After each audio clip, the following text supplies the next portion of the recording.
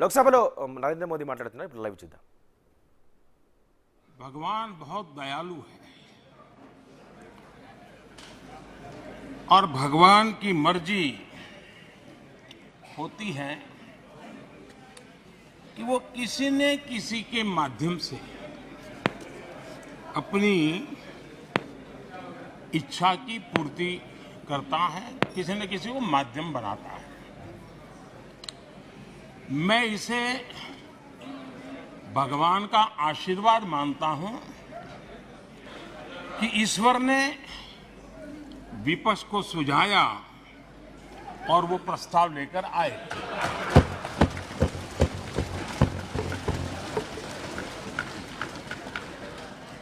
दो 2018 में भी ये ईश्वर का ही आदेश था, जब विपक्ष के मेरे साथी अविश्वास प्रस्ताव लेकर के आए थे। उस समय भी मैंने कहा था कि अविश्वास प्रस्ताव हमारी सरकार का फ्लोर टेस्ट नहीं है, मैंने उस दिन कहा था, बल्कि ये उन्हीं का फ्लोर टेस्ट है, ये मैंने उस दिन भी कहा। और हुआ भी वही।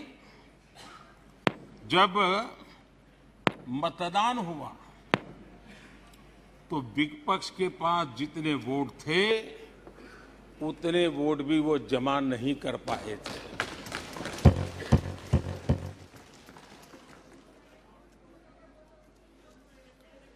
और इतना ही नहीं,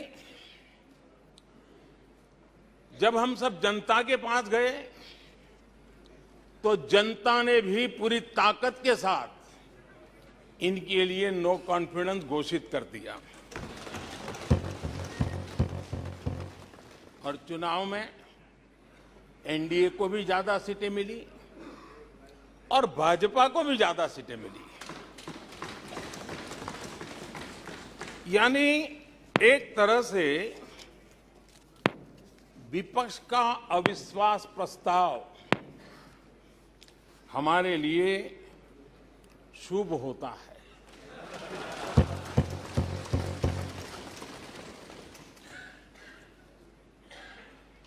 और मैं आज देख रहा हूं कि आपने तय कर लिया है कि एनडीए और बीजेपी 2024 के चुनाव में पुराने सारे रिकॉर्ड तोड़ करके भव्य विजय के साथ जनता के आशीर्वाद से वापस आएंगे। आदरणीय अध्यक्ष जी, विपक्ष के प्रस्ताव पर यहां 3 दिनों से अलग अलग विषयों पर काफी चर्चा हुई है। अच्छा होता कि सत्र की शुरुआत के बाद ही विपक्ष ने गंभीरता के साथ सदन की कार्यवाही में हिस्सा लिया होता। बीते दिनों इसी सदन ने और हमारे दोनों सदन ने जनविश्वास bill, mediation bill, dental commission bill, आदिवासियों के लिए जुड़े हुए bill, digital data protection bill, national research foundation bill, coastal aquaculture से जुड़ा बिल, ऐसे कई महत्वपूर्ण बिल यहां पारित किए। और ये ऐसे बिल थे जो हमारे फिशरमैन के हक के लिए थे और उसका सबसे ज्यादा लाभ केरल को होना था। और केरल के सांसदों से ज्यादा अपेक्षा थी कि वो ऐसे बिल पर तो अच्छे ढंग से हिस्सा लेते, लेकिन राजनीति उन पर ऐसी हावी हो चुकी है कि उनको फिशरमैन की चिंता नहीं है। यहां नेशनल रिसर्च फाउंडेशन का बिल था, देश की युवा शक्ति के आशा आकांक्षाओं के लिए एक नई दिशा देने वाला बिल था। हिंदुस्तान को साइंस पावर के रूप में भारत से उभरे, वैसे एक दीर्घ दृष्टि के साथ सोचा गया था। उससे भी आपका इतराज।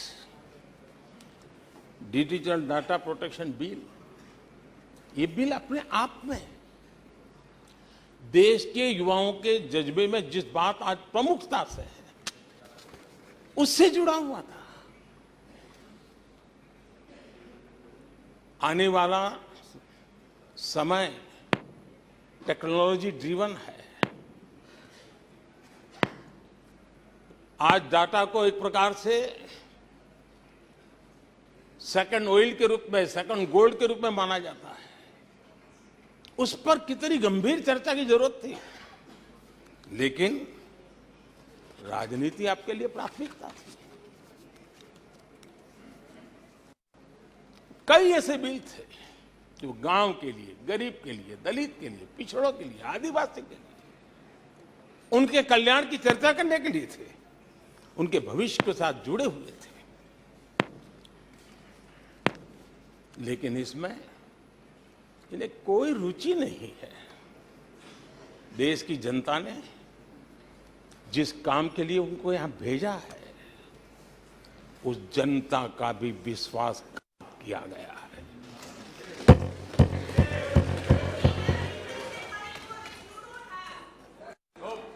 विपक्ष के कुछ दलों के लिए उनके आचरण से, उनके व्यवहार से उन्होंने सिद्ध कर दिया है कि देश से ज्यादा उनके लिए दल है, देश से बड़ा दल है, देश से पहले प्राथमिकता दल है। मैं समझता हूं आपको गरीब के भूख की चिंता नहीं है, सत्ता की भूख, यही आपके दिमाग पे सवार है। आपको देश के युवाओं के भविष्य की परवाह नहीं है, आपको अपने राजनीतिक भविष्य की चिंता है। और माननीय अध्यक्ष जी, आप झूठे एक दिन सदन चलने भी दिया, किस काम के लिए?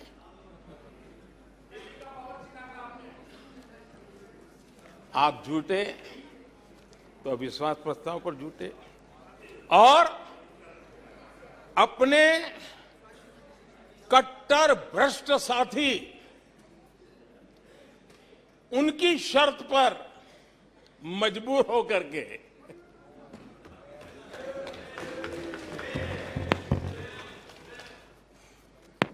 और इस अविश्वास पर प्रस्ताव पर भी आपने कैसी चर्चा की?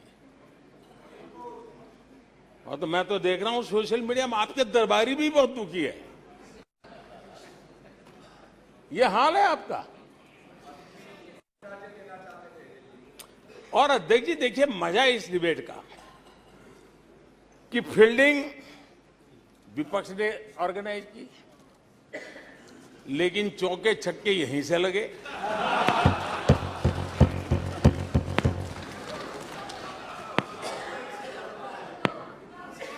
और विपक्ष नो कॉन्फिडेंस मोशन पे नो बॉल नो बॉल पर ही करता आगे चलता जा रहा है। इधर से सेंचुरी हो रही है, उधर से नो बॉल हो रहा है।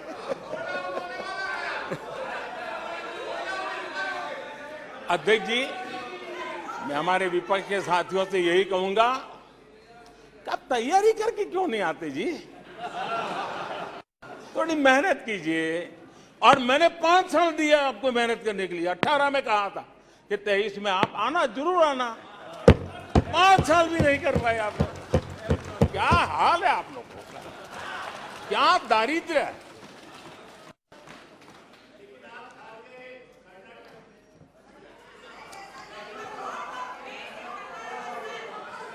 आदरणीय अध्यक्ष जी,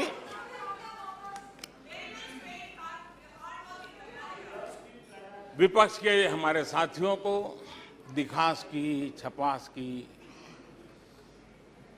बहुत इच्छा रहती है, पर स्वाभाविक है। लेकिन आप ये मत भूलिए कि देश भी आपको देख रहा है।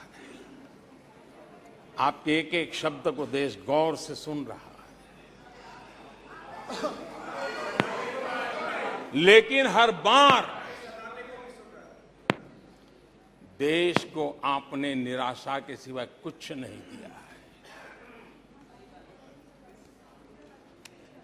और विपक्ष के रवैये पर भी मैं कहूंगा, जिनके खुद के बही खाते बिगड़े हुए हैं, जिनके बही खाते खुद के बिगड़े हुए हैं, वो भी हमसे हमारा हिसाब लिए फिरते हैं। माननीय अध्यक्ष जी, इस अविश्वास प्रस्ताव में कुछ चीजें तो ऐसी विचित्र नजर आई जो न पहले कभी सुना है, न देखा है, न कभी कल्पना की है। सबसे बड़े विपक्षी दल के नेता को बोलने की सूची में नाम ही नहीं था। और पिछले उदाहरण देखिए आप, 1999 में वाजपेयी सरकार के खिलाफ अविश्वास प्रस्ताव आया। शरद पवार साहब उस समय नेतृत्व कर रहे थे, उन्होंने डिबेट का नेतृत्व किया। 2003 में अटल जी की सरकार थी, सोनिया जी विपक्ष की नेता थी, उन्होंने लीड ली, उन्होंने विस्तार से अविश्वास प्रस्ताव रखा। 2018 में खड़गे जी थे विपक्ष के नेता, उन्होंने प्रोमिनेंटली विषय को आगे बढ़ाया। लेकिन इस बार अधीर बाबू को क्या हाल हो गया, उनकी पार्टी ने उन्हें बोलने का मौका नहीं दिया।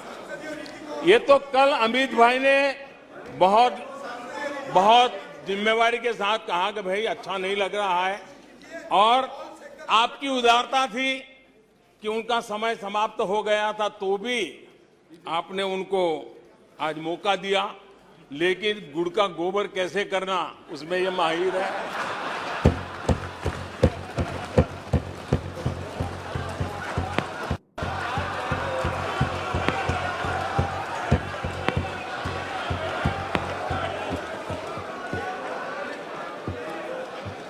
मैं नहीं जानता हूं कि आखिर आपकी मजबूरी क्या है, क्यों अधीर बाबू को दरकिनारे कर दिया गया। पता नहीं कलकत्ता से कोई फोन आया हो।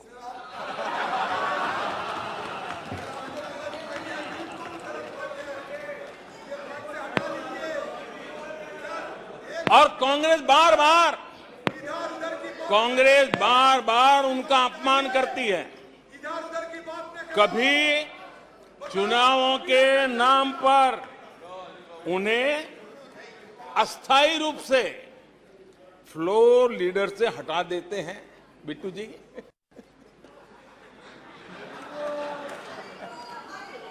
हम अधीर बाबू के प्रति अपनी पूरी संवेदना व्यक्त करते हैं।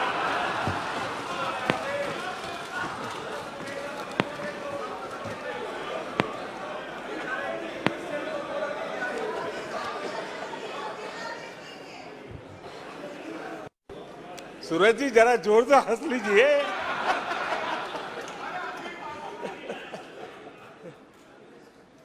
आदरणीय अध्यक्ष जी, किसी भी देश के जीवन में, इतिहास में